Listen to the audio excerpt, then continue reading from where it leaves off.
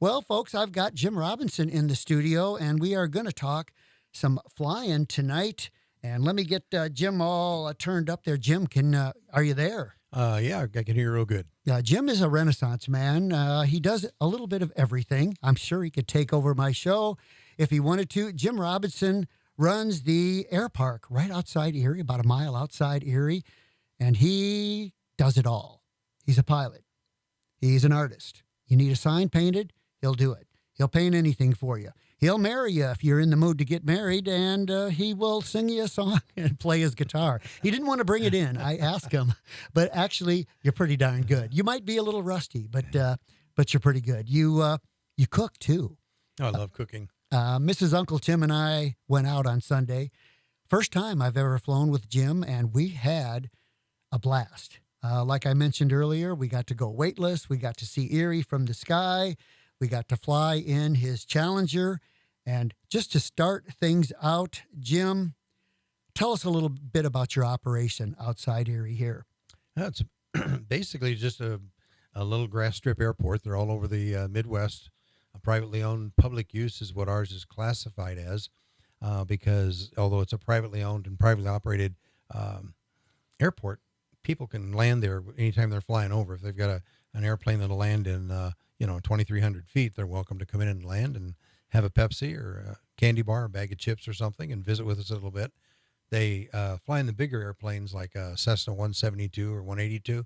They enjoy looking at the light sport aircraft that we fly, which is sometimes confused with an ultralight. They say, "Oh, you got an ultralight?" And they say, "Well, not really an ultralight. It's kind of branched off from there, but it is a nice little two-seat airplane.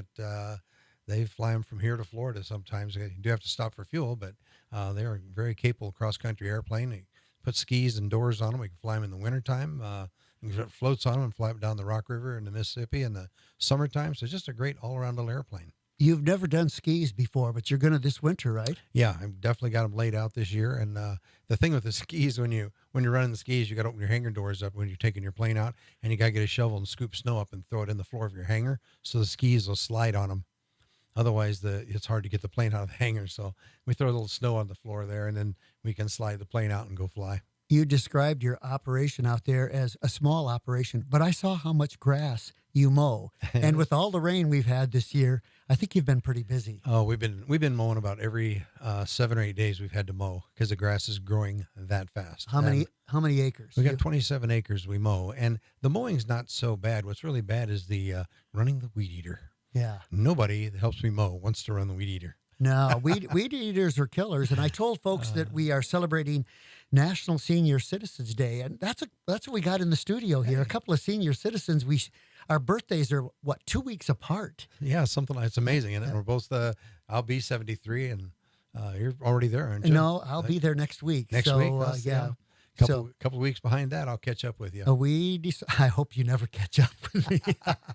But we both decided before we went on the air, senior citizens, you don't have to act your age, and you're better off if you can keep busy and keep moving. And what a great way to keep busy is to go out and take a flight. People can show up and take a flight, right? Or do they need to call you ahead of time? I'd have them call ahead because there is a weight limitation there. We can't really go over 240 or 250 pounds as a passenger because it just exceeds the weight limit of the airplane. But, if somebody's around 200 pounds, it would be a good passenger to take up. And, we just go for a little short flight up and around Erie once and come back down and land. But, we can do something like for about $30. It's a good gift for a senior citizen who maybe used to be in the Air Force or used to fly. Come out and get on an airplane ride for their birthday. That would be a good time. It really was a good time. Now, we took I'm thinking Gail and I both flew maybe 15 minutes, something like that. Mm-hmm. But we got the bug. And before I go any farther, I did get a text from my good friend Shannon.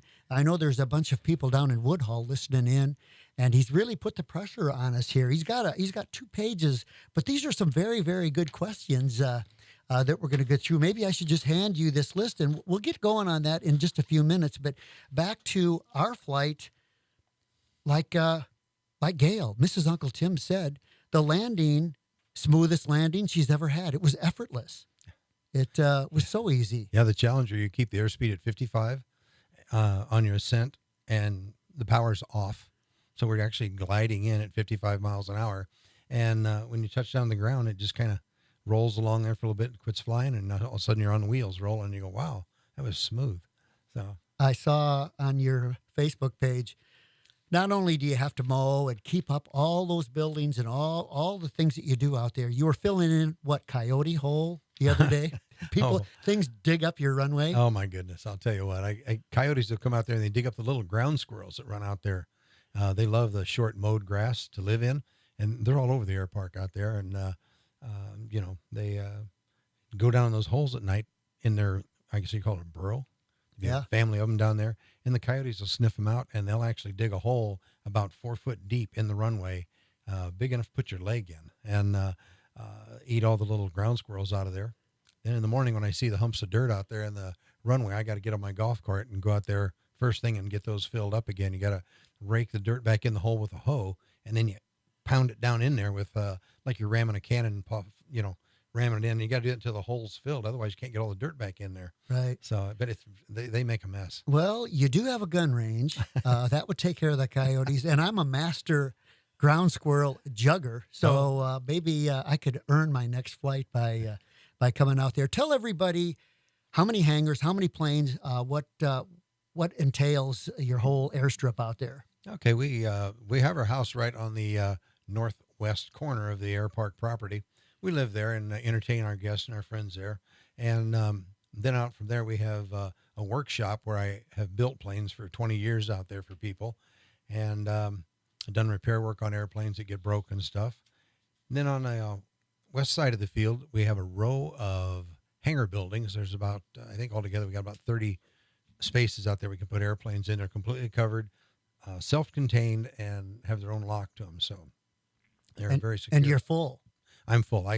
If I built 6 more hangars starting Friday, they would be rented out by the following Friday before I ever have them built. Wow. There's that many people looking for, I don't know if they just want to come to Erie AirPark because we have a lot of activity out there, or if it's just the fact that it's hard to find, and we're charging the going rent what they are charging at Whiteside and Clinton and other places. We run parallel with those guys, and they still want to come out and rent a hangar. I thought your hangar rent was pretty cheap. Well, what's a hangar? Hangar rent runs about $125 a month. Okay. And we can accommodate most light sport aircraft.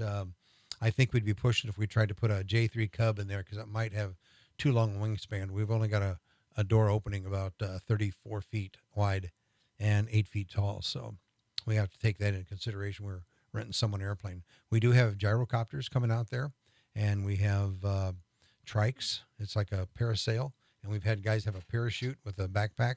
They come out there and fly. So we have a lot of flying activity. And on Wednesday nights, we have the Erie RC Club comes out there, and they fly great big airplanes. I mean, they're little airplanes, but to me, as a radio-controlled airplane, they're big. They're 6-7 foot wingspans, and they even have jets that have actual jet engines on them. And once they're 100 feet in the air, you can't tell it from a regular F-18. They're you really so much fun to watch. Yeah.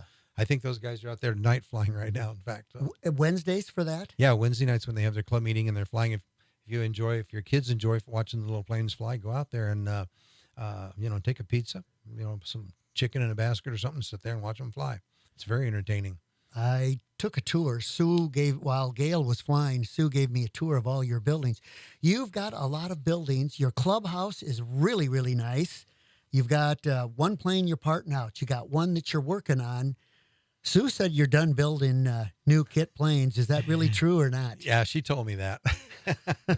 My wife said, yeah, you said I've probably built close to 25 airplanes and gyrocopter and a lot of different aircraft like that. I didn't know you built a gyrocopter. I thought it was all Challengers. I built one of those for Gorin Brothers Aviation out in Arizona, and they had me build it for them out here, and it says one of the best flying gyroplanes they ever flew after I built it. They said but see, I didn't know what I was doing. I had to be really careful and measure everything as I was putting it together so that it would fly good, and it did. It flew excellent. Now, I know you've got people renting hangars, Chicago. Yeah. Rockford area or not? Yeah, let's see. I've got one guy from Rockford, and I got the Chicago area. Okay. I've got people coming in from Iowa, several people that live in Iowa and over in Comanche. They come over and fly with us. I got people in Minnesota who's renting a hangar from us. He's been there for 1.5 years. And I got one guy from Texas who's been with us for almost 3 years now, and he's building 2 Challengers. and he actually rented 2 hangars from us. And he has a motorhome, and he stays out there when he's a COVID nurse, and a traveling COVID nurse, I think they call him. Okay. But he's when he's not on call at a hospital somewhere, he brings him RV back, parks it in our backyard, and he lives in there while he works on his airplane and flies and stuff. And he's becoming a very good pilot. Works in his hangar there. Yep. Do people customize their own hangars, put their own Yes. whatever, shelves, whatever? Yeah, everything. There's some guys that just, have carpeting on the floor, because we have sand floors in the hangar, which is nicer than concrete or blacktop, because when you kneel down working on your airplane, it doesn't hurt. Yeah. You put a piece of carpeting on it, and it's like working on a cushion or something. So, and we have other guys out there that, will put a bed in there and, stuff like that, and actually stay overnight and go flying early the next morning. Are they hiding out from their wives? Well, I tell you, I had one lady out there once, and I asked her, I said, your husband is out here 5 days a week. He comes out after work and comes out on weekends. I said, doesn't that bother you? Upset you at all? And she said, I'm just glad he's not hanging out in the taverns anymore. And he says he's enjoying life a lot more and he's getting healthier. So I said, well, that's good. Flying keeps you young. It's a lot of fun. You could have had them recite their vows out there. I did not know that you're considered a minister? Yes. I'm considered a minister. We almost got divorced so that we could have you marry us, but I don't think you're a divorce attorney. No, I can't do that. But I'll tell you, you don't have to get divorced to get remarried. We can do what they call a renew your wedding vows. And, Mrs. Uncle Tim would be afraid for the divorce. She'd be afraid I'd take off in one of them planes and never come back. Oh, we've had 3 weddings out there and 2 funerals. Okay. Were performed out there, actually. And we got 3 of our pilots, I think, are buried at the end of the runway. When they were cremated, they had their ashes buried out there, and there's little markers for each one of them, and that's where they wanted to be. So their wives brought them out and said, here, stick him in the ground. Well, we did. I thought I was busy until I started looking at what you're working on out there. You're cutting down trees. You're working on a skid loader. You're working on a golf cart. You're working on at least 2 planes. Mm-hmm. And we got a 1984 Mercury Grand Marquis in the garage. It's only got 40,000 miles on it.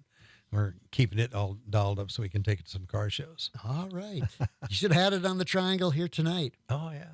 Let's talk about building one of these planes. Sue gave me some of the fabric. If you put your all into one of these kits from start to finish, worked on it every day, how long would it take you to build one of these? I could have one ready to fly in 3 months. Okay. And that's from a basic kit that we'd get from the factory. And you got to put the gear legs on it, the landing gear on the nose. And you got to put in the fuel tank.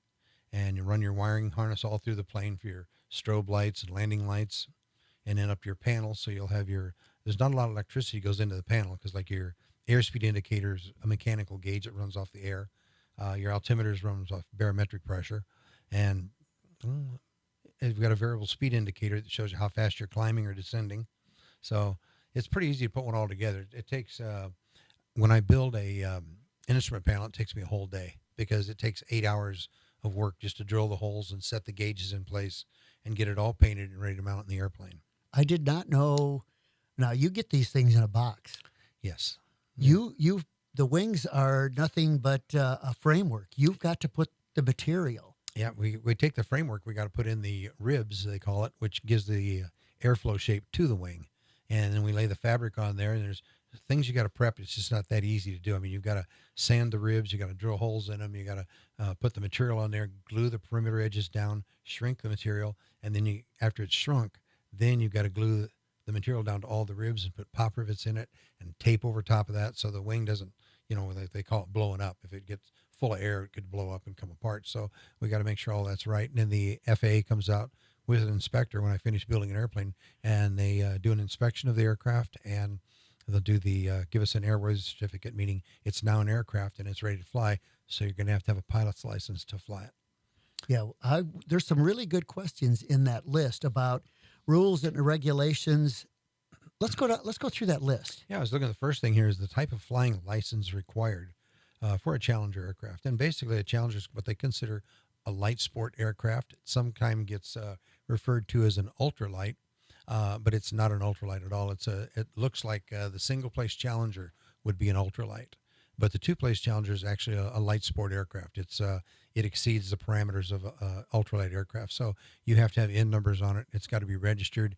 You got to have a annual condition inspection done to it. You have to have a biannual flight review and your pilot's license to fly it. Do you not have to do that on an ultralight? On an ultralight, build it and fly it.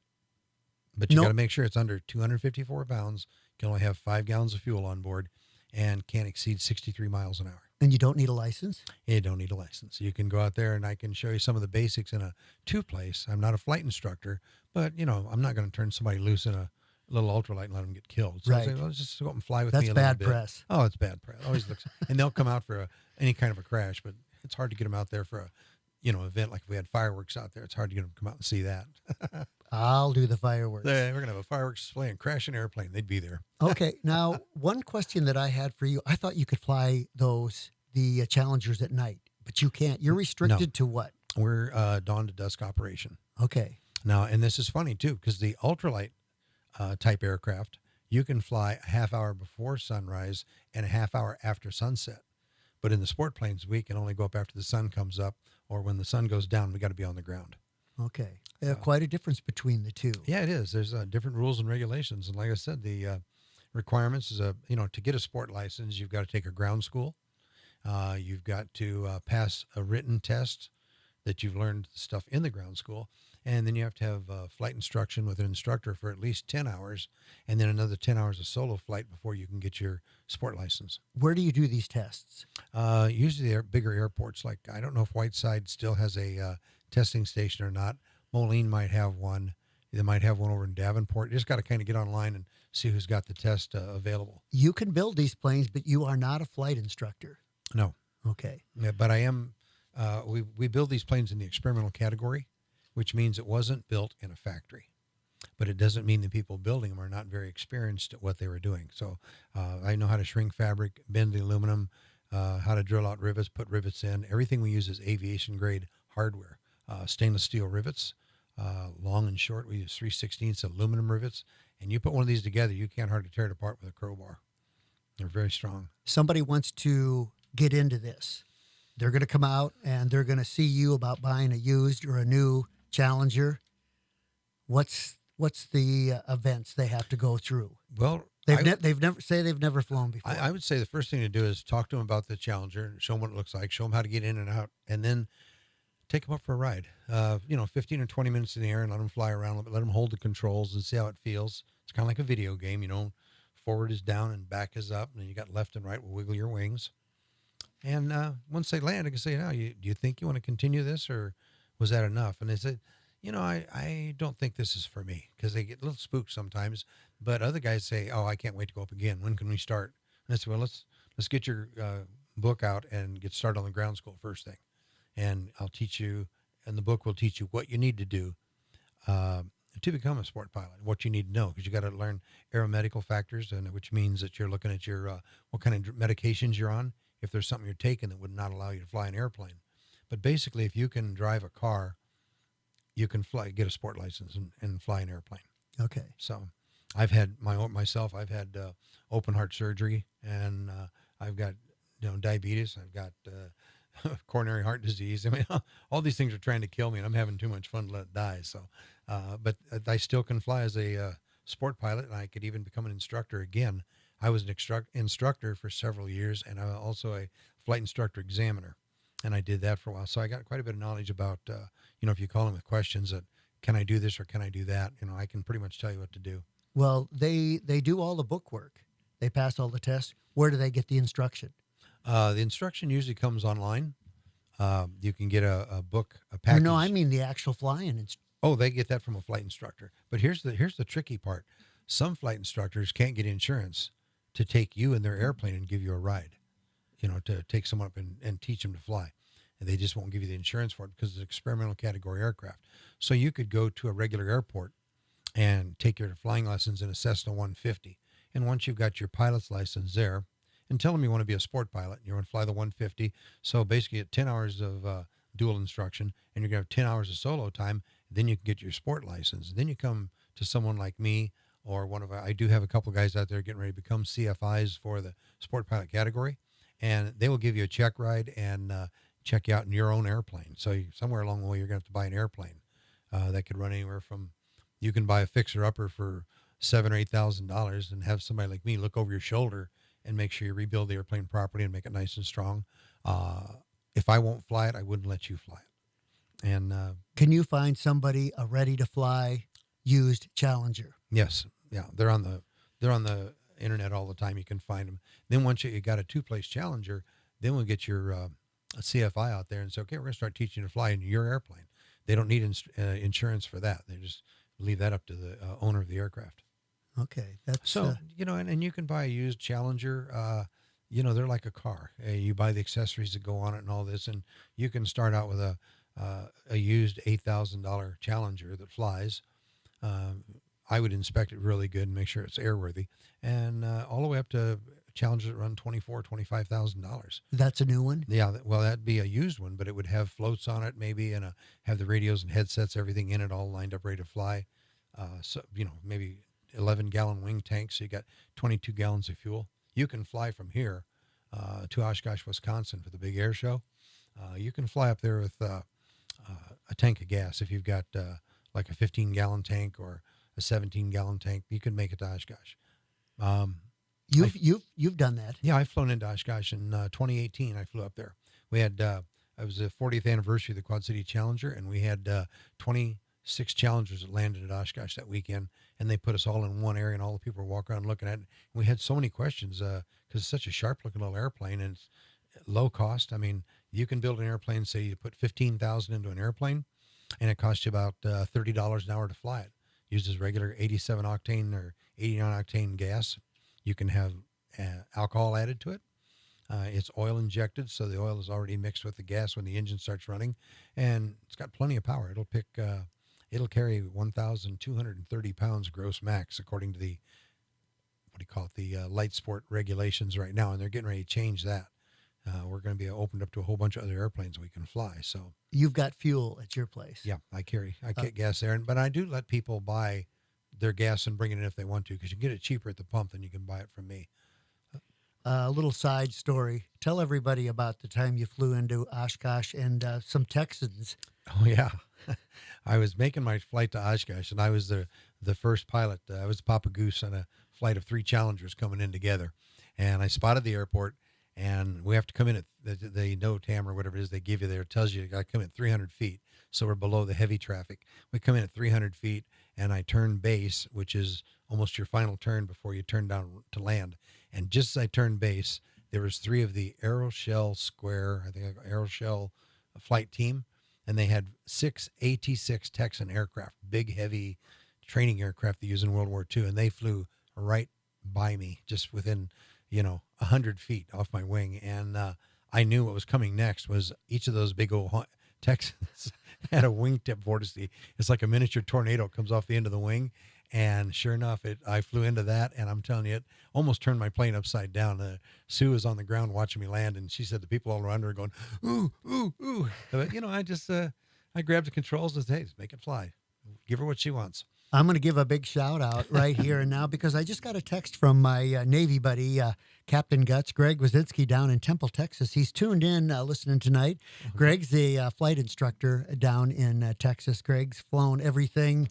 I started flying with him out at the Navy base in Washington. He's flown Learjets. He's done it all. That's why we call him Captain Guts. But he's interested in the show, and I think we should go through that list of questions now. So how about we do that? Because there's some really good questions in there. I'd really like to have Captain Guts come up here and fly with me. I would, too. He's been in Erie, but it's been a long, long time. Oh, well, he's got to make a trip up here. We'd have a good time, spend a week out there, fly every morning or every evening, and he'd be qualified to fly as a flight instructor all right. in a Challenger. And that's the challenge, Captain Guts. Get up here. Let's see. We're looking at how many hours does it take to get a sport license? Well, I said usually 20 hours is what they require, the FAA. And that's 10 hours of dual instruction and 10 hours of solo time. But I can tell you most people after 20 hours are not necessarily ready to fly yet.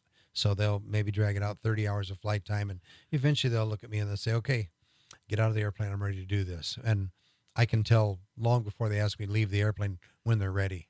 And I won't let them go until they're good to go. As far as legal capacity of fuel on board, if you can put it in a barrel or a tank, keep it in there, it's yours. There's not a requirement on fuel. No, we got our biggest system that we have is if you put wing tanks on the Challenger, Each one of them 11 gallons. That gives you 22 gallons of fuel in the wing. And if you're not using wing tanks, you can put a 17-gallon tank behind the back seat, which is plenty. We burn 3.5 gallons an hour is what we burn. So that gives you quite a range there when you're cruising 70 miles an hour and no stop signs. And then there's the smaller tank. The standard tank you'll get is a 10-gallon tank. And that's still good for 2 hours of flying and a little bit of leftover there for finding your airport to land to get more fuel on. What have you got on yours? You built your own. I have a 14-gallon tank. I bought it from Cabela's. And it's called an underdeck boat tank. It's a little square box looking thing, and it just fit right in there. And I said, oh, I got to get me one of these. I brought it home and installed it in my plane, and I can do several flights without having to stop and fill up my plane. The guy that came up with most of those questions on there just texted me. He's going to come up and visit you with some of his buddies. That'd be great. I would love to have him up there, and maybe we could get a pizza out in the clubhouse, and I got a movie screen out in my hangar. We could show a movie out there, like Magnificent Men and Their Flying Machine is one of my favorites. Love that one. We'll get Flight of the Intruder for me. Okay? Oh yeah, definitely got to see that one again. All right, back to these questions because they're great. We got engine overhaul system requirements by the FAA. The FAA does not require us to overhaul the engines on their time schedule. However, the Rotex people who build the motors do tell us that every 300 hours you want to retorque the heads and stuff, and at 500 hours, I rebuild mine at 500 hours. I'll have one of the local mechanics here in town will do the rebuild for me, the engine overhaul. Is that right? You have somebody in town here do that? Yeah, he's been doing it for years for us and stuff. In fact, I married two of his daughters, and I'll be marrying his son before long. So everything's interconnected around this town. It's amazing. This is such a great community to move into. We left where we used to live down in Mercer County, a little town called Viola. We moved up here to Erie, and the towns and the people, you have the same type of people here that we had down there, but everybody here is so friendly in Erie. They're just, and they seem so pleasant, always willing to talk to you and say good morning, and we've really found a home up here. We are lucky that you showed up to take over the airstrip and that it just didn't get turned into a couple of houses or plowed under. Yeah, it could have very easily could have been. I think at the last moment, the 13th hour, my wife and I spoke up and said, we'd like to buy the airport. And the bank was really excited to talk to us about it. And we got a really good deal on it. And we started right away cutting down weeds and mowing and doing repairs on the house and repairs on the hangar doors. We've probably built 5 or 6 new hangars since we've been there. And seems like as soon as we build one, it's rented out. So we were talking about rebuilding. Are there hour meters on these engines? Yes, they have an hour meter that clicks off the time when it's sitting around and the engine's running. The engine has to be running for it to work. And then when we're flying, that same instrument becomes a tachometer. It runs off an electric pulse from the spark plugs and gives you an exact reading of what your engine RPMs are. So we keep track of them. Like I said, I change my spark plugs every 40 hours. And once a year, I do an annual condition inspection. I may replace the fuel lines and the fuel filter and some of this kind of stuff. Okay. But, it's a lot of stuff fun. that everybody really needs to learn along the way, what they need to do. Well, that's something I tried to teach when I was a flight instructor. I tried to teach that to people as a flight instructor. I said, it's rainy today and we're not going to be able to fly, but let's go in your hangar and put new spark plugs in your airplane. I'll show you how to do it properly because there's a certain system you got to follow so you don't mess things up. Now, before we go back to those questions, I just want to confirm one thing. When I was getting in the plane and getting strapped in, did I really hear you mutter under your breath, Houston, we have a problem? Boy, that was fun. I got to go weightless. Yeah, that's a maneuver we do. It's basically everybody can do this in their Challengers or Cessnas or Pipers, whatever. You just kind of go into a power on stall, so you're climbing up and up and up, and you pull the power back, and you let the nose of the airplane fall down. And as the nose is falling down, it may drop 200, 300 feet in a heavier airplane. Our Challengers, we give up maybe 100 feet. But in that 100 feet, you actually could put a pencil in front of your face and let go of it, and it'll stay right there because the pencil and you and the airplane are all dropping at the same speed. So you get that about 1.5 seconds or 2 seconds of weightlessness. Well, I never got to go up in the legendary Vomit Comet, but I did get to go up with you and go weightless for a couple of seconds. I try not to make you throw up. All right. What else we got for questions there? Well, they're asking about log hours in the aircraft, how long it's been. We have an engine log an aircraft log and a pilot log in my airplane. So the engine log tells me what I've done to my airplane in the way of spark plugs, air cleaners, air filters, oil, fuel lines, any kind of work I've done on the airplane goes in that engine log. In the airframe log, it talks about the airplane. When was the last time you had to change a flat tire or a bent gear leg or replace the windshield or something like that? You keep that in that log. And the pilot's log tells you about how many hours I've been flying in airplanes, all different kinds. Because when I switch airplanes, I keep the logbook with me and I start adding in time on the new airplane I've trained it to. I've probably owned 4 airplanes in the past 30 years that I've been flying, and currently I own 4. So I did not know that. Yeah. How many hours you got in the Challenger? I've got a little over 5,000 hours now of flying. So that's 5,000 hours actually being airborne on the ground. Maybe a few minutes of that of each flight, like say maybe 10 minutes of each flight, we spend on our pre-flight and our post-flight before we take the airplane up. The post-flight is when we check the airplane, we come down to make sure we don't have a big, sparrow stuck in our air cleaner somewhere. So we check for that kind of stuff before we put the plane away. The structural integrity and requirements by the FAA. Well, the FAA on experimental aircraft, you can fly pretty much anything you can build, put a wing on. The FAA said, well, it's experimental. You're the designer, you're the builder, so it's your call. And if you trust what you've done, you can go fly it. They don't actually say it has to do this and that. That's on certificated aircraft, like a Piper or a Cherokee. Those have requirements. But the experimental category, you build it, you can fly it. Does the FAA look at a Challenger only once after it's built? Is that it? Or? Yeah, that's it. Okay. When I get it done, I have to call, not Oak City. That's where we get our registration paperwork done in Oklahoma City. But out of Chicago up there, there's a small airport up there, and they got an FAA bureau there. They will come down, and when I call them, and they'll come down and inspect a new airplane that I've built. And they kind of do a good walk around and, check things out and make sure everything's put together right. All your bolts have to go top to bottom and front to back, inboard to outboard.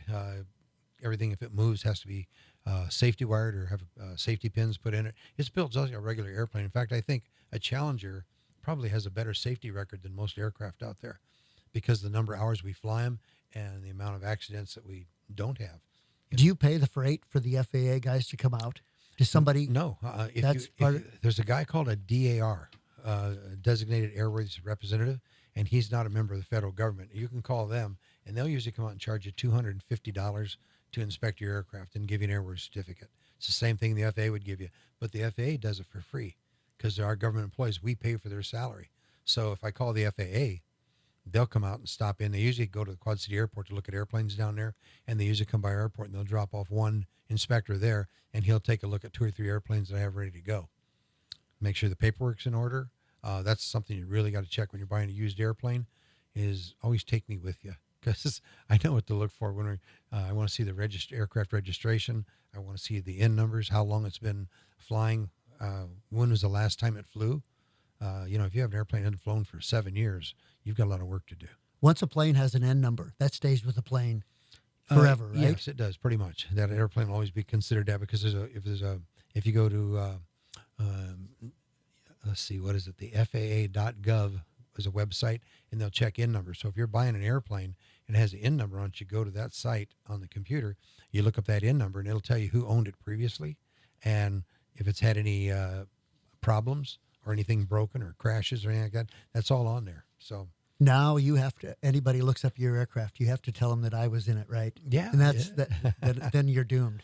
All right, what else we got for questions here? Let's see. Is there an hour reader on the engine itself? Yeah, we've talked about that one. Then the keeping the logs for the aircraft and how long it's been airborne and this stuff is up to the pilot in command, which would be me. So, and one thing I really slack on is, I've got like 14 logbooks on my shelf that are all filled with times and dates and flights, and I just get tired of doing it. And I've been kind of lax on putting in the amount of time I flew. Like I didn't write down when you and I went flying, but I should have. Okay. So I got to get on that and say, okay, starting in September 1st. You don't have much to do out there, though. I already saw what you've got to do. I got a lot going on there. Let's see. The approximate distance of travel. I flew to Oshkosh, Wisconsin, which is about a 240-mile flight, and I think we went from here to Monroe and landed, filled up the airplane with fuel, and then the next morning we took off and flew into Oshkosh and landed. And that's when I got there at the same time as the AT-6 Texans. Whew. Yeah. Glad I was an experienced pilot. Uh, Now, is it true that you traded rides? You gave an F-22 Raptor pilot a ride, and he gave you a ride? Oh, I wish. Yeah. I tell you what, I have had interesting flights I've had out there was there's a gentleman that lives here or used to live here in Erie. He's passed away, but he was a B-17 pilot in World War II. You talking about Barkman? I think so, yeah. Yeah. And he came out one day and wanted to fly with me. And he said, "Oh, if I knew these things were this much fun to fly, I would have bought one when I got out of the war." He said, "It's a great airplane." I let him fly it and all that. And then say I've had guys from like flying helicopters. They're the best ones to train to fly a Challenger, because the Challenger really has to use a lot of rudder work. When you're turning, you got to initiate your turn with the rudder, then bring the aileron into it and make a nice coordinated turn. And that's where you use a little slip indicator on the panel or a string on the windshield. But these guys in helicopters are used to flying with their feet all the time. They constantly use that to keep the helicopter in the direction. So they do a great job. The worst pilots to fly with are jet pilots, because all they do is have a little stick in their hand and they push it left and right and up and down and hit the jet, and then they go. So they probably sit flat-footed most of the time in a jet. But they're once they get on to using the rudders, they think, well, this is fun. And with the Challenger, we can fly a lot of times in Class G airspace. We have to use the same rules as bigger airplanes. And Class G is like, Class B airspace, and there's Class A, and that's like where the jets and stuff are flying. What do you normally? What is your class that the Challengers fly? We normally fly in Class E, I think they call it. Okay. And that's everything else that's not on the chart. Okay. But and I usually I fly at 800 feet. And we have a 10-to-1 glide ratio. So should my engine quit, the airplane, for every foot it loses in altitude, it'll gain 10 feet in distance. That's a 10-to-1 glide ratio. I think you told me when we were coming in, if the engine quit right here where we could make it to. Yeah. I had an engine out one time right over Erie. We were at 800 feet with a student back when I was doing ultralight flight training. And my plane quit. The engine just stopped. And apparently the student that did my pre-flight didn't realize it was out of oil and didn't tell me to put oil in it. So it had a cold seizure, and it got hot and the piston just locked up. But I could see Erie off in the distance, the AirPark. We were right over top of Erie. So I set my glide at aspect ratio at 55 miles an hour. And we started gliding towards the airport. And by the time I got to Erie, which is 4 miles from the fire station, I know that because I used to be on the fire crew out there and the ambulance and stuff. And you got to be 4 miles away. So I just made it. But so we're 4 miles from Erie, and the plane glided from 800 feet all the way back to Erie. And when I got to the airfield, I had to do a side slip to get the airplane down on the ground close enough so we could go ahead and execute our landing, all with no power. And it just flies great. You can go up to 5,000 feet and shut the engine off, and you can sit there and eat an egg sandwich, drink a cup of coffee, and just fly circles and figure eights, and it'll take you 2 hours to get back to the ground. What's your max altitude ceiling for that? 9,999 feet. Okay. It is set by the FAA. Okay. I got a friend out in DeWitt just texted me. What's it going to cost him for an hour flight? $60. He said he's never been in the air, but he'd love to. I think I got him hooked on it by texting him a few pictures of my flight. Well, the thing is, we're really not supposed in light sport aircraft. We're not supposed to give rides for hire. So I can't really charge somebody. But a lot of times when I go out flying, they'll give me a little gas money, or they'll pay me for the experience.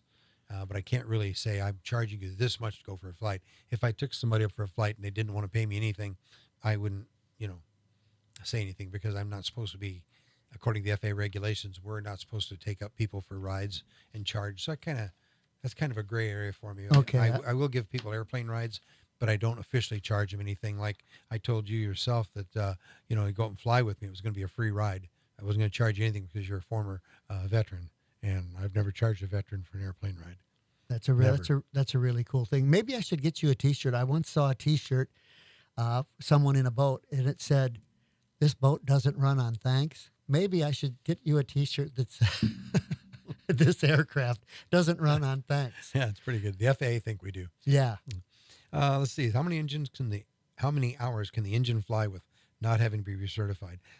Once the engine is certified and on the airplane, it doesn't need to be recertified. It just, when you get up to 500 hours, it's time to take it into somebody and tear it down, rebuild it, check the bearings, put it all back together, and it's a zero-timer engine again. But there's no requirement that you have to do that by the federal government, but there is by the people that sell the Rotax engines. And What would that cost somebody about $2,000 to to overhaul rebuild it? Yeah, rebuild it's a little two-cylinder, two-cycle engine. I didn't even realize that. But there's the labor cost involved, and the parts have really gone up. In fact, the Challenger is hard to get kits right now because they got to pay more for the aluminum than what they sell the kit for, because the aluminum prices have gone up so much. They said just cool your jets for a while. So we're kind of looking for used aircraft and refurbish and rebuild. And my wife's telling me not to look for them. She says, "You're done building. Yeah. I want you to retire. I want you to go places with me." She's got to be careful if she goes shopping. She comes home, there's another airplane sitting there.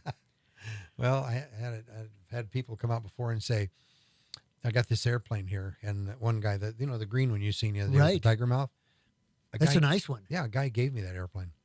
He was done Because- flying. Well, he lives out in California, and the airplane was in Champaign-Urbana Airport down there. He's a instructor in the music instructor or something, and he flew his plane while he was there. But when he moved to California, the plane just set, and he's getting charged $250 a month rent. And he said, "I'll tell you what, Jim, you go down and get the airplane, clean out my hangar, and you can have everything. I'll just give it to you for doing it for me." Nice. So I did, and I've since taken all the fabric off the airplane, inspected the airframe, had the engine overhauled, and I've got it repainted now, and I've got the wings repainted. And it's, I think sometime It's in getting September. close, isn't it? I think about in September I should be flying it. I saw the wings are leaned up there. You got to put them on yet. Yeah. And then you've got another plane that you craned off that you cannot rebuild. Right. It's got the owner of that airplane bought it brand new. I was his dealer, and I sold it to him. He built it and flew it. He was a former backseat pilot in an F-4 Phantom.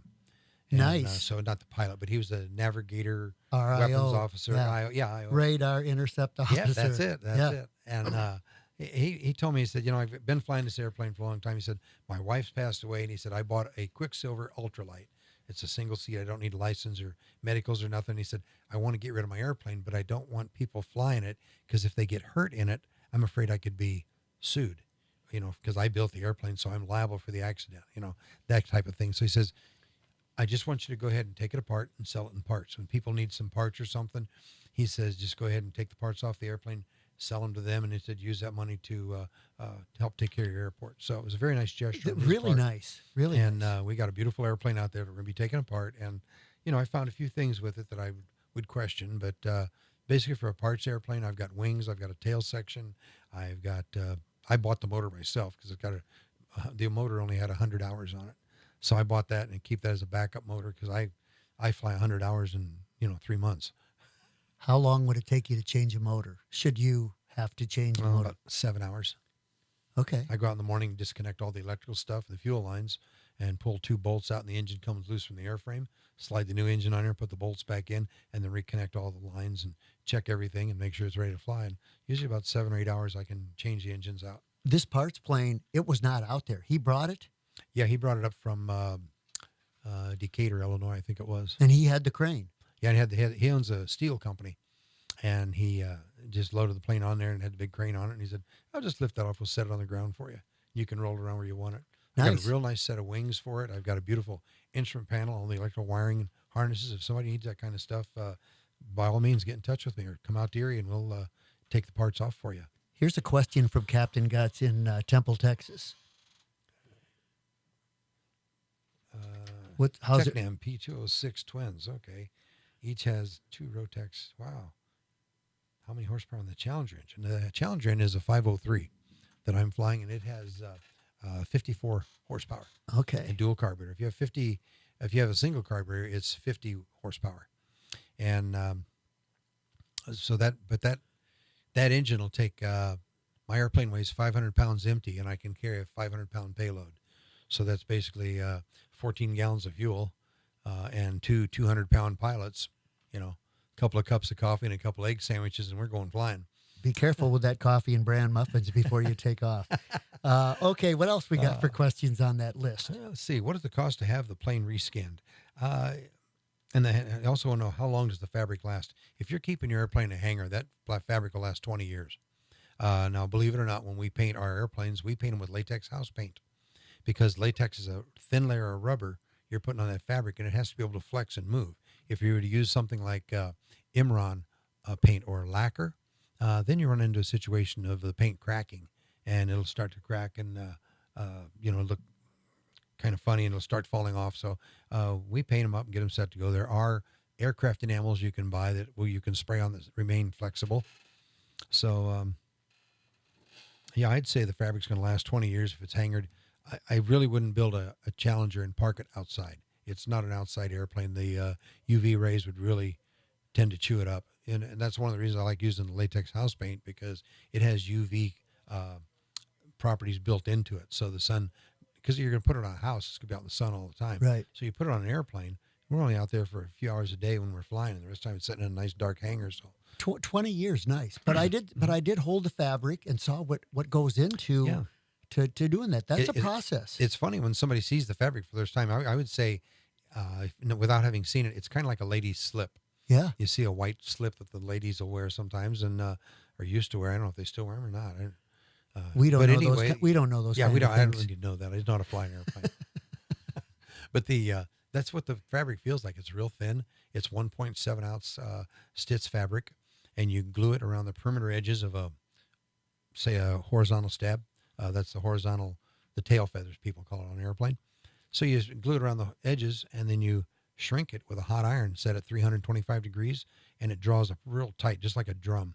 And that's the first thing you do to the plane. Then you're going to put polybrush on it, which is a rubberized coating. It's actually like liquid rubber, and you paint that on there to make the fabric so air can't penetrate it. And to do that, we do a kiss test. After we have the airplane painted, you walk around the airplane and you actually kiss it a few places, which looks weird when my wife walks out and sees me doing that. But when you kiss the airplane, you go like that. If you can suck air through it, you need some more fabric dope on there. So I always knew you loved airplanes. I love flying. Yeah. I've been wanting to fly ever since I tied a towel around my neck and jumped off the picnic table as a kid. I thought, I got to fly. I can see how somebody can get hooked real easy by just doing what I did on Sunday. And the cost of having a fabric on the airplane, putting it on, reskinning it, there's a lot of labor that goes into it. Because if you're going to reskin an aircraft, you've got to pull the old fabric off. Then you've got to clean the airframe again with acetone to get all the old glue off of it. Then you lightly sand the frame to give it tooth. If you don't sand the airframe to give it tooth for that glue and fabric to stick to, the fabric will come off when the glue dries. You can pull it off in sheets. I had one airplane that we totally grounded because the guy built it and didn't sand the airframe because he didn't want to scratch up the aluminum. And I had it at one of my aircraft seminars out there, and you could just punch a hole in the wing with your finger or with a knife and then get a hold of the fabric and pull it, and we just pulled right off the airframe. And I showed him why it did it and what causes that. And all these guys go, oh, man, I gotta be sure we sand that airframe good. So, and the cost of the fabric, that depends on how much you're doing. If you're using 1.7 ounce fabric, that's not too expensive. I'd say probably $2,000 to recover a whole airplane right now. With the labor? No. Okay. Well, yeah, with the labor too. I think that would cover it because it doesn't take long. Because I usually have someone come out and help me do it. If I'm going to recover your airplane, I'd say, all right, come on out. You're going to get your hands dirty too. Okay. The funny thing is we were using methyl ethyl ketone to put the fabric on to thin the glue down. And the methyl ethyl ketone has a strange property. As you breathe the fumes, it'll give you the same breathalyzer reading as somebody that's had too many drinks. Uh-oh. So you'll get a little lightheaded after a while. So if you've been putting fabric on airplanes all day, don't go out and fly that evening. Just go in the house, have a glass of iced tea and a dead chicken on the grill or something, So let's see. Hanger cost, we talked about that. Okay, the airplane, the Challenger that I'm flying is a Challenger 2, and it has a maximum safe speed of 100 miles an hour. That's your maximum top speed you want to go, and it has a stall speed of 32 miles an hour. So it's quite a speed envelope there. Normally when we're flying like you and I the other day, we were flying along at 65 and 70 most of the time. So you can fly on windy days because they're asking about the safe wind speeds. With my experience, I can fly in a 20-mile-an-hour crosswind. In fact, there's a video on YouTube that my grandson took where he and I went up and flew the plane, and we came down to land. My plane was actually coming sideways down the runway. My wing was pointed down the runway. We had the nose into the wind, and as we got close to the ground, I kicked in hard left rudder, straightened the plane out, and set it on the ground. So Are you saying 20-mile-an-hour crosswind isn't that much fun to fly in? No, it's not. It's you're white knuckling the joystick and playing with the throttle a little bit, trying to get it all in smooth. And my grandson, he just sat in the front seat going, wow, this is cool. And he's taking pictures, and then he put it all on YouTube. Okay, I will have to check that out. Yeah, let's see what else do we have here. Hangar costs, we talked about that. It doesn't cost anything to have the airplane recertified. When you get If you're building an airplane and you get it redone, like I said, if you get a hold of the FAA, they'll come out and look at it. If you get a hold of a DAR, they're going to charge you about $350. And I think that's a going rate right now. Max altitude, we're 9,999 feet, and that's a number that the FAA give us because they don't want us going up to 12 or 14,000 feet, although I know people who have done it. They could do it. And you can legally add extra fuel tanks. I can put wing tanks on my airplane that carry 5 pounds apiece, and I've got a 14-gallon tank behind the seat, so that'd be 24 gallons of fuel I could carry in the airplane, no problem. Stall speed, like I said, is 32, but if you've got 2 people on there and a full tank of fuel, I would look more at 40, 45 on a stall speed. And how to buy a used one and know it's airworthy is contact me. Yep. If you're looking at an airplane and you think it's going to be a real swinging buy, I would say the first thing you could do as an individual would be to go ask the owner of the aircraft if you can see his registration papers, any of his logbooks he's got on the engine repair. And if he doesn't have that kind of stuff, it might be something good to walk away from. But if you've got a guy that's really taking care of his airplane and he's got his airframe log, his power plant log, and all that stuff, Another question from Texas just came in. Let's see. Greg Wasinski. What is the maneuvering speed on the Challenger and what are the G plus and minus? Maneuvering speeds, we're not supposed to exceed a 60-degree bank. So, and we're not supposed to fly inverted or nothing like that. And the G's, I don't know that one for sure. I got a G meter in this airplane I'm taking apart. There's actually a G meter in there, but I was thinking it's something like, if any of you guys out there know that, you can call and let me know. But I'm pretty sure it's like 6 G's negative and 4 positive. I know he had 2,000 pounds of sand on the wings, and I could go out there and stand on the airplane and bounce up and down, and it didn't affect it at all. So they're quite a rugged airframe, very rugged. And it's all aircraft grade aluminum, aircraft grade hardware. It's all AN certified nuts and bolts and screws. They're all stainless steel screws for the structural areas, and for non-structural areas we use aluminum. And they have the mandrel that pulls these, what they call pop rivets. The mandrel pulls it out. That's also stainless steel. So, if you buy cheap rivets, sometime you'll get a steel mandrel. And when you pop the rivet in, 6 months later, it starts to rust. That steel mandrel does. So we get the stainless steel mandrels and the stainless steel rivets, or all aluminum. So, but seriously, when you're looking at a used Challenger, first thing you do is look at the paperwork and make sure you have all the conveyances. The conveyances would be the people who've owned the airplane prior to him. So I might have a guy that bought it in like a J3 Cub. Some of those things were bought in 1943. And you got to have the records from that J3 Cub from there all the way back to 1943. It's kind of like that verse in the Bible, like so-and-so begot so-and-so and begot so. That's what the conveyances are. So, well, if I was looking for a used Challenger, you'd be the guy I'd come and see. Yeah, send me a plane You know ticket. what to look for. Yeah, I do. I built probably 25 Challengers or repaired. And one of my repaired ones was a guy brought it to me and laid it on the floor of my hangar, and it was a foot tall. A snow-loaded roof collapsed on it and mashed the airplane flat. And I actually got it put back together, and he flew it back to Missouri. And it took a while, but everything was, with the Challenger, everything that's bent when you have a situation like that, just replace, go to the factory and buy a new piece and put it on. And everything's pre-drilled and pre-cut, all your gussets and everything are there. So we really have a good time. They're easy to build. You need 3 wrenches, a 7/16, a 3/8, and a 1/2 inch. And you need a good pop rivet gun, possibly air if you got it, a small air compressor, and you can start building your Challenger. The one that I looked at out there by your clubhouse, it's got the nice nose art on it, painted on it. Did you paint all that? Mm-hmm, yeah. And it's already sold, though. Yeah. Okay. I've got a guy who's been waiting for 2 years for that airplane. And I told him, I said, I don't want to sell it to you or take any money because I'm not in a hurry to build this. I'm doing this as a fun project. I've got another airplane to fly, and I'm got other people's customers. I'm building planes for them. So I was really busy at the time. And he said, that's fine. I'll wait for you. I got the money in an envelope in my freezer. I'm waiting for you to call me. And he says, well, when I call you, I said, you'll be able to come down and get in the airplane and fly it back to Wisconsin, or I'll fly it up there for you. You are so busy. I'm not even sure if this is the real Jim Robinson here. Did you clone yourself? Are you out there still working? Oh, I'll tell you what. No, I know it's the real Jim because Sue brought you in. So always a pleasure. When we were out there, we got treated like a royalty. Jim made Mediterranean pizza. You can cook, too. Oh, those are good. Yeah, Yeah. they really are. So My wife loves it when I cook. We got a kind of thing where when I cook suppers, I can make whatever I want for her, or whatever she wants.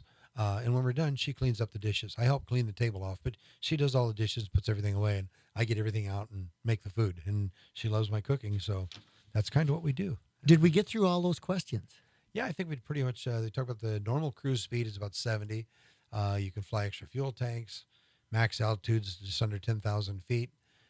These are Rotex engines, although you can put like a 3-cylinder General Motors engine. Those will fit on there. There again, it's small. It's experimental aircraft. So if you got a power plant like an old Wankel rotary, and you want to try to put that on the Challenger, to be my guest. What was that second one you mentioned? A General Electric or? Yeah, General. Let's see. The Chevrolet dealers, GM, they made a small car once, had a 3-cylinder engine in it. And if you can find one of those little engines, those are good to go on the Challenger. Have you had any experience with them? You ever seen one with one of those on I've it? seen those before, and I've also seen people take a Rotex. Usually the biggest engine we put on is a 582, but I did see a guy that took a 618 out of a snowmobile, and he modified it to fit the Challenger, and it worked just fine. He had floats on the Challenger, so he could take off on the water with it and had plenty of power. And in fact, I like flying floats. I went down to Jack Brown's Seaplane Base in Florida, and I got my float rating down there in a J3 Cub. And the instructor actually let me sit in the back seat to fly, where most guys will sit in the front seat when they're taking training. But I told him I was already a flight instructor. I spend most of my time in the back seat. And he said, "Well, get in. I'll sit in the front. Let's go do some landings." And it was fun. We had a good time. Special thank you here from Shannon in Woodhull. He's got some people listening. Those are his questions. Oh, So good. Well, he's Shannon, very interested. Very good questions, Shannon. So you guys want to come out sometime, bring your group up here to Erie, and we'll order a pizza uptown, and we can watch that movie, Flight of the Intruder. I think Tim wants to see that. So That's right. I got a big I'll movie. take the night off if you come Yeah. up here, Shannon. There You we know go. I will. And we'll make sure that we get you all in the airplane. Like I said, there is a weight limit we got to watch. So if I got a 270-pound guy, I got to say, I'm sorry, we can't go up. It surpasses structural integrity. 980 pounds, I think, is the basic Challenger. If you put a heavy lift kit on it, you can go 1,000. But I think it would take 1,200, no problem. That's what I put on mine when I built the airplane. I said, this will carry 1,230 pounds. Captain Guts down in Texas is saying, sounds very sturdy. I have a friend who built a Vans RV7. Oh, yeah. Nice airplane. His plane is good for 6 Gs. Typical trainer like a C-172 is limited to 3.8 positive and 1.52 negative Gs. I guess this is why we call this guy Captain Guts, because he knows it. yeah, he's got, yeah. I'll tell you what, if Captain Guts gets an airplane and wants to fly up here, it's 3 Hotel 5 is our identifier. That's all you need to know. So you punch in 3 Hotel 5 in your GPS, and you can fly right up to Erie and land. And we've got we can fix you up out in the clubhouse with a bunk and all that kind of stuff. And we'll supply you with food. And you can have my Mercury Grand Marquis to run downtown and get some groceries if you need it. I'll do the And pyrotechnics, and there we go. I'll fill in the coyote hole if there happens to be one that morning. I'd like to fire something down in there someday. Yeah.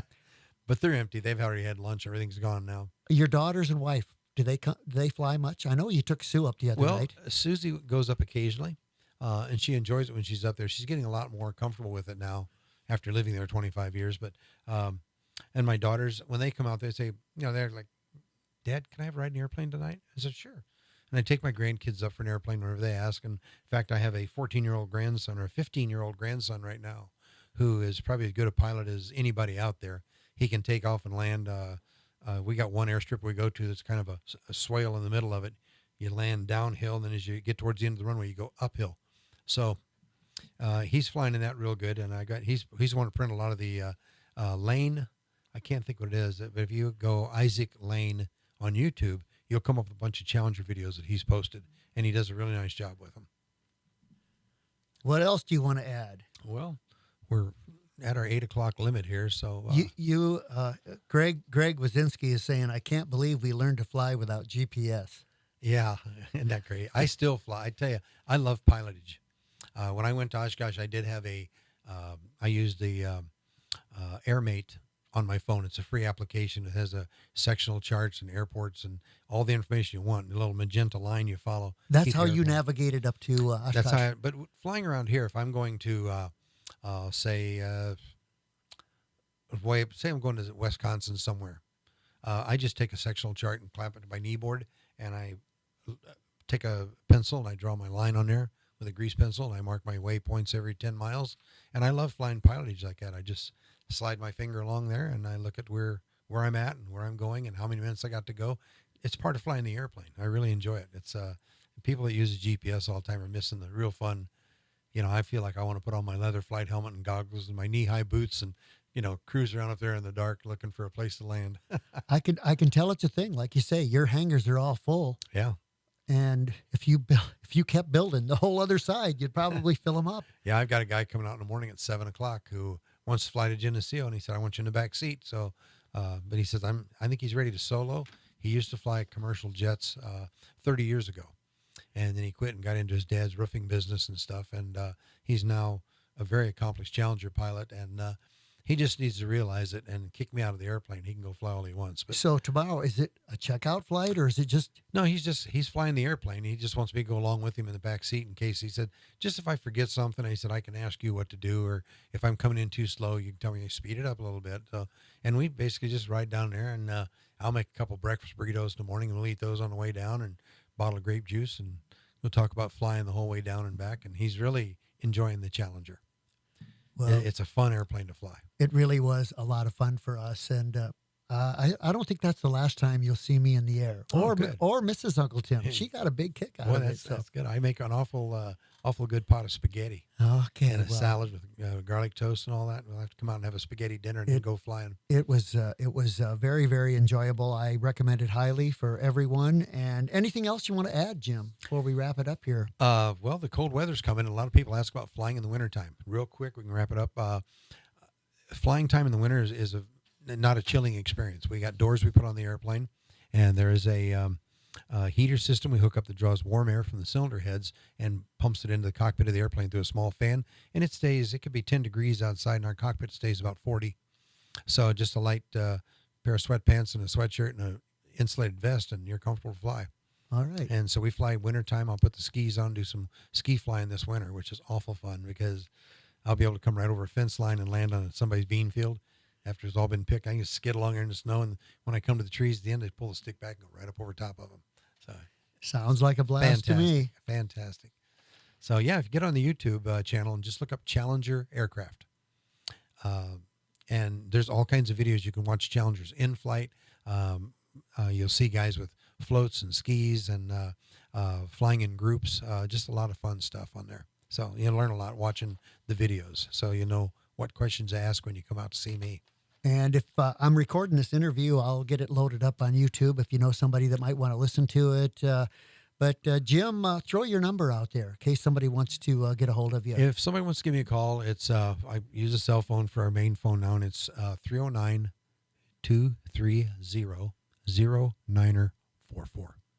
And call me anytime. And I usually get up I'm up and around by 5 o'clock in the morning, and I go to bed about 9 o'clock at night. So if you call after 9 o'clock, I probably won't answer the phone. I'll just get you a message back in the morning. So, but yeah, you get up, say you're getting ready to go to work, you have a cup of coffee, and you think of something, go ahead and call me at 5:30. I don't care. I'm awake, and I'm drinking my coffee too. You're watching the sun come up, and waiting for it to come up so I can go fly. they can check you out on Facebook. You got lots of pictures and Yeah, a lot of stuff. If you go to Erie AirPark on Facebook, you can look at tons of pictures and videos and things we've built and painted and how to cut Lexan and all kinds of stuff. And if you just go to Jim Robinson on Facebook, well, you get to meet my family and my wife and my lovely daughters and stuff. My wife and I have been together 58 years. she's been putting up with this for 50 And that's years. something. She was in the 8th grade when I met her, and we've been through high school together and college, and 2 years of college, and then we started life together, and we've had a ball. It's just one adventure after another. Well, you and I were talking before I went on the air. I said it was National Senior Citizens Day. You can't just sit around. No. And I never stop, but you are going twice as fast as I am. Well, I sure enjoy what I do, though. When you have a job that you enjoy, it's not like having a job. Right. If you're raising geese and you loved your geese and you couldn't wait to get up every morning and feed them and pet them and collect their eggs and stuff, that's not a job, And what I do, getting my airplane out in the morning and wiping the dew off the windshield and starting the engine up and listen to it warm up. It gets up to 200 degrees. I'm ready to take off. And as you lift off the ground, I told Tim earlier tonight as we got here, I said, when I take off in the morning, I see my shadow next to the airplane, and all of a sudden it starts getting smaller and smaller and smaller until it's just a tiny dot on the ground. I said, that's like my worries and cares for the day are in that shadow. They stay on the ground and they disappear. I'm up there flying. Now I'm one with the airplane. I love flying through little, when there's ground fog, I love flying over that. And it's just, Yeah, you pointed out when we took off, just watch the shadow. it just goes away. That's all your cares and worries. And just be a good pilot. Always never get cocky. Always stay grounded to the airplane. Always do your pre-flights, do your post-flight. And when you fill your tank up with gas, always put your gas cap on your front seat. That way you can't get back in the airplane and forget to put your gas cap on the gas tank. You'll sit on that gas cap lid and you'll go, ooh, wait a minute, I forgot to put this on. So that'll save your life. What's the saying? There's old pilots and there's bold pilots, but there's no old, bold pilots, something like that. Yeah. We got all those sayings. It's like, you never can use the runway you left behind you, so don't go midfield and take off. Go all the way to the end and take off. You can't use the altitude above you. You can't use that if you're down close to the ground. That's all you got. So I bet there's a lot of good sayings. You have fun out there. I saw that clubhouse, so I know you have some fun meetings. We have some great club meetings the second Saturday of each month. We have a club meeting out there. I think in September our meeting is actually going to be a club picnic. So if you want to join us, bring a covered dish. Come on out there at 10 o'clock, and we're going to have a quick meeting, and then we're going to start cooking some meat on the grill, and all the dishes will be set out on the tables, and we're going to eat, and some guys will bring kites out and fly them that day, and some RC airplanes, and you never know. It's just a good fun picnic. You never know what's going to be going on out there. Anything can happen. I might even get my guitar out and play a couple songs. Hey, you impressed me. Either that or the banjo. They're both fun to play. You do a good job on them. So, well, thanks for coming in, Jim. Thank you for having me, Tim. I really enjoyed this. I certainly enjoyed the flight, and I'll be coming out to visit again. I got all these songs, but I think I'm going to have to wrap things up here with "Come Fly With Me," Frank Sinatra. How does that sound? Oh, yeah. It sounds good. All right. Well, there he is. Hey, thanks again, Jim, and have a pleasant rest of your evening. Thank you for having me tonight. Frank, take it away. Everybody, Jim Robinson.